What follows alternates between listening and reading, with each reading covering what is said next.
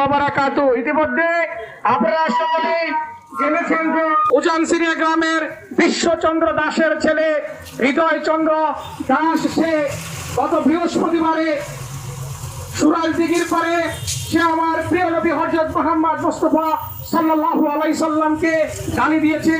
শুধু নবীজিকে নয়, নবীজির মাকে নিয়েও সে কুরুচিপূর্ণ বক্তব্য প্রকাশ করেছে।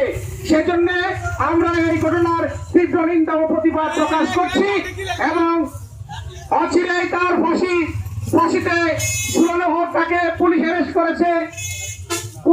করেছে।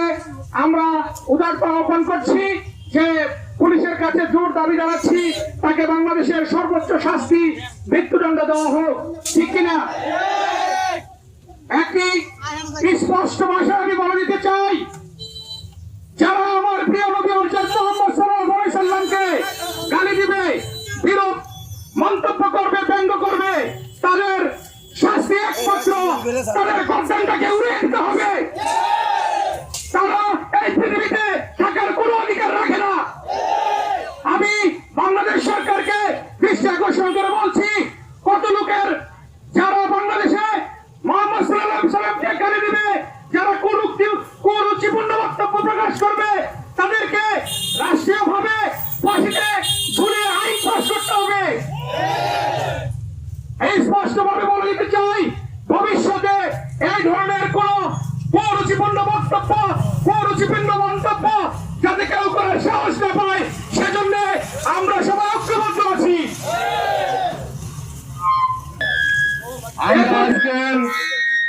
সারা বিশ্বের মুসলমান আমরা আল্লাহর রাসূল মুহাম্মদ সাল্লাল্লাহু আলাইহি সাল্লামকে আমরা যদি মুসলমান জাতি মহব্বত না করি, কাল হাসরের ময়দানে আল্লাহ রাব্বুল আলামিন আমাদের থেকে মুখ ফিরিয়ে নেবেন, তাই ঠিক না? আজকে যে নবী না হলেন আজকে আমরা মুসলমান হইতাম না। যে নবী না হলেন আমরা হাসরের ময়দানে আল্লাহর রাসূল আমাদের সুপারিশ করবেন। যদি আমরা আল্লাহর রাসূলের বিরুদ্ধে কোন জাতি কটূক্তি করে আমরা প্রতিবাদ করব, এটা আমাদের দায়িত্ব, মুসলমানের দায়িত্ব।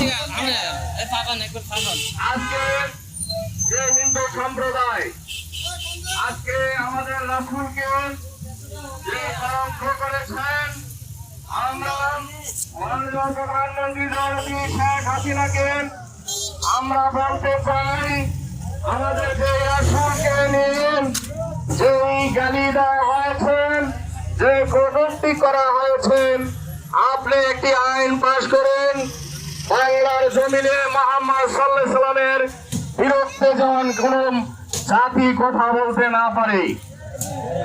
আমরা বাংলাদেশ সরকারের মনোনীত পুলিশ প্রশাসন আমরা আপনাদেরকে দৃষ্টি আকর্ষণ করে বলতে চাই, আপনারাও মুসলমান।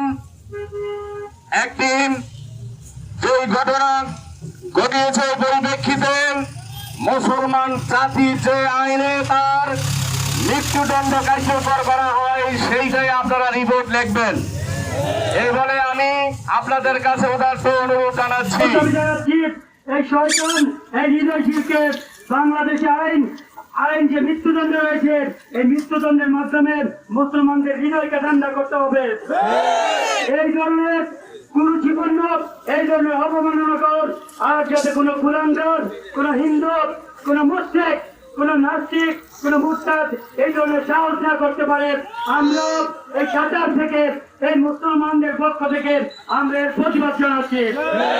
সুপ্রিয় উপস্থিতি সকলকে আজকের এই প্রোগ্রামের স্বতঃস্ফূর্ত অংশগ্রহণ করে আল্লাহর রাসূলের ভালোবাসা প্রকাশ করার জন্য আপনাদের সকলকে ধন্যবাদ জানিয়ে আমার সাথে এখানে শেষ করছি। আমার তৌফিক ইল্লা বিল্লাহ। আসসালামু আলাইকুম ওয়া রাহমাতুল্লাহ। সুপ্রিয় উপস্থিতি আমাদের সামনে এই পর্যায়ে বক্তব্য আসছেন আলোচনা জানানো বিশিষ্ট রাজনীতিবিদ আমাদের সুপ্রিয় সোহেল মাহমুদ ভাই এ বসে আমাদের সামনে বক্তব্য রাখছেন। বিসমিল্লাহির রহমানির রহিম। সম্মানিত তাওহীদি মুসলিম জনতা, আসসালামু আলাইকুম। সবাইকে আজকের এই প্রতিবাদ মিছিল এবং মানববন্ধনের অংশগ্রহণ করার জন্য ১ নং ইউনিয়ন পরিষদের পক্ষ থেকে এবং সর্বস্তরের মুসলমান ভাইদেরকে জানাচ্ছি আন্তরিক শুভেচ্ছা অভিনন্দন। সম্মানিত উপস্থিতি, আপনারা জানেন, সকলে ইতিপূর্বে জেনেছেন কি কারণে আজকে আমরা সকল দলের লোকজন, সকল দলমত ভেদাভেদ ভুলে গিয়ে আজকে আমরা রাজপথে এসেছি।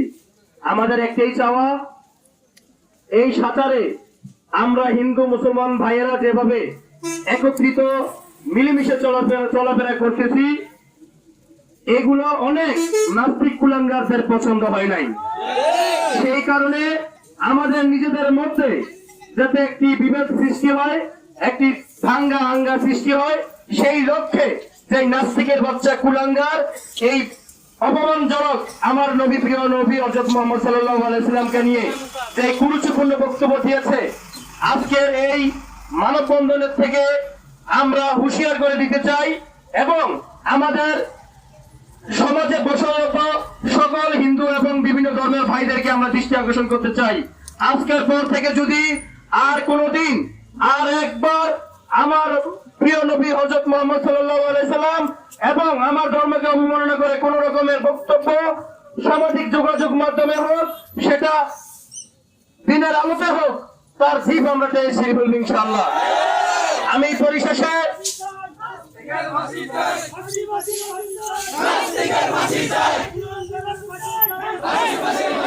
সম্মানিত উপস্থিতি, এই ঘটনা হওয়ার পর সাথে সাথে আমি আমার মাননীয় এমপি মহোদয়ের সাথে কথা বলেছিলাম। মাননীয় এমপি মহোদয় আমাকে আশ্বস্ত করেছেন, তোমরা আমাদের অঞ্চলের সকল মুসলিম তাওহীদি জনতা ভাইদেরকে ধৈর্য ধারণ করার কথা বলো, তার বিরুদ্ধে বাংলাদেশ আইন অনুযায়ী সর্বোচ্চ ব্যবস্থা নেওয়ার জন্য আমি যেখানে কথা বলার জন্য সেখানেই কথা বলবো। আপনারা জানেন, যখনই এই ঘটনাটি হয়েছে তাৎক্ষণিক আমাদের এই পুলিশ ক্যাম্পের এসআই আনোয়ার সাহেবের নেতৃত্বে তাকে প্রশাসনিক ভাবে জেলে পাঠানো হয়েছে। শুধু জেলে পাঠালেই হবে না, বাংলাদেশের আইন অনুযায়ী তার বিরুদ্ধে সর্বোচ্চ শাস্তি কামনা করে এই সকল মুসলমান ভাইরা যারা এখানে এসেছেন, আমার নবীকে ভালোবেসে সকলকে ধন্যবাদ জানিয়ে আমি আমার সংক্ষিপ্ত আলোচনা এখানে শেষ করছি। আসসালামু আলাইকুম ওয়া রাহমাতুল্লাহি ওয়া বারাকাতুহু।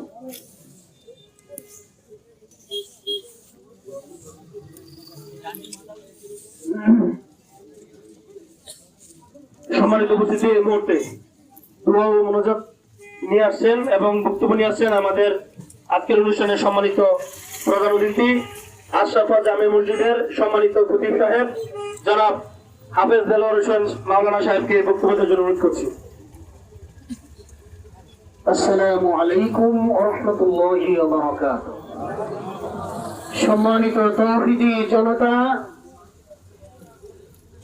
আপনারা নিশ্চয়ই অবগত আছেন, আল্লাহ সুবহানাহু ওয়া তাআলা পবিত্র কালামে ঘোষণা করেছেন, বিসমিল্লাহির রহমানির রহিম, ওয়া মা আরসালনাকা ইল্লা রাহমাতাল লিল আলামিন।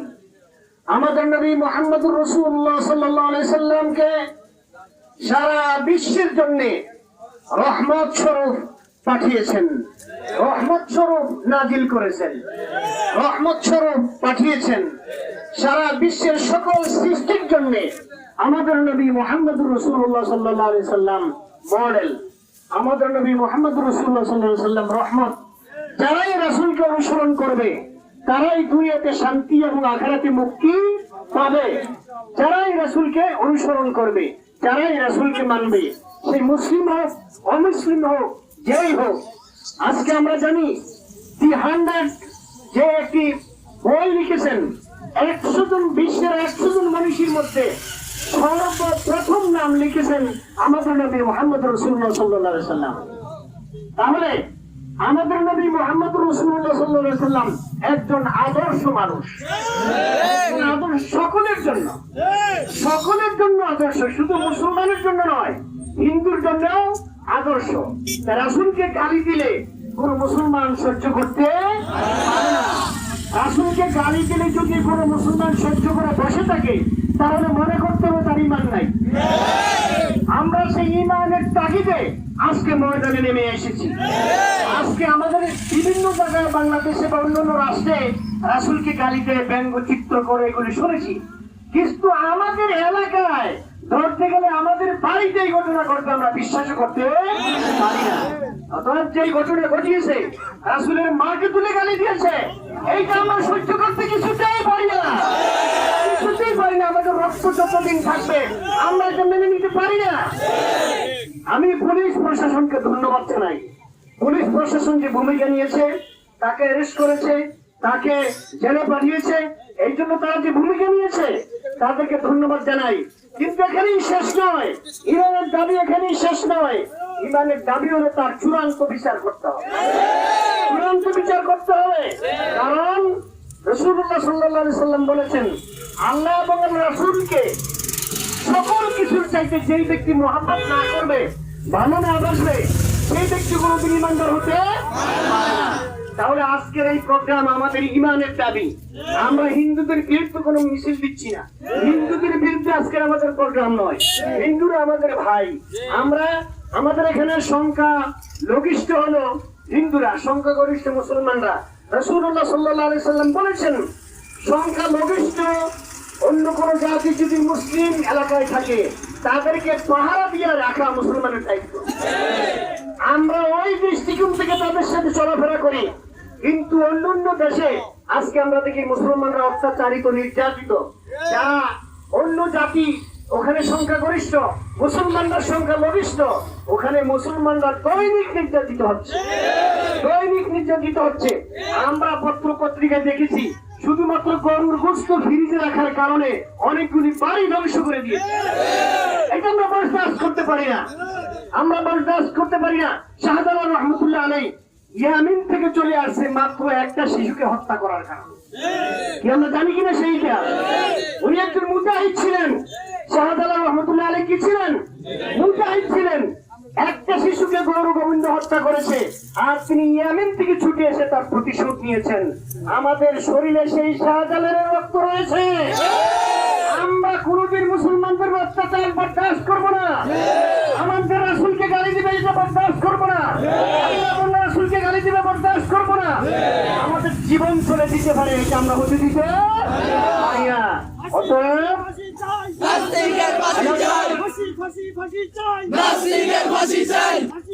এলাকার প্রতিনিধি রয়েছেন এবং পুলিশ প্রশাসন রয়েছে, আইন প্রয়োগকারী সংস্থা রয়েছে। আমি উদাত্ত ভাবে আল্লাহ এবং রাসূলের পক্ষ থেকে আহ্বান জানাচ্ছি, ইমানের দাবিতে আপনাদের কাছে আহ্বান জানাচ্ছি, এইটাকে কখনো খাটো চোখে দেখার কোনো সুযোগ নেই, কখনো খাটো চোখে দেখার সুযোগ নেই। আমরা এই সুযোগ দেব না ইনশাআল্লাহ। সকলকে সকল ইসলাম বিরোধী কার্যক্রমের ব্যাপারে ঐক্যবদ্ধ থাকার জন্য আহ্বান জানিয়ে আমি আমার সংক্ষিপ্ত বক্তব্য এখানে শেষ করছি। ওয়া আখিরু দাওয়ানা আলহামদুলিল্লাহ।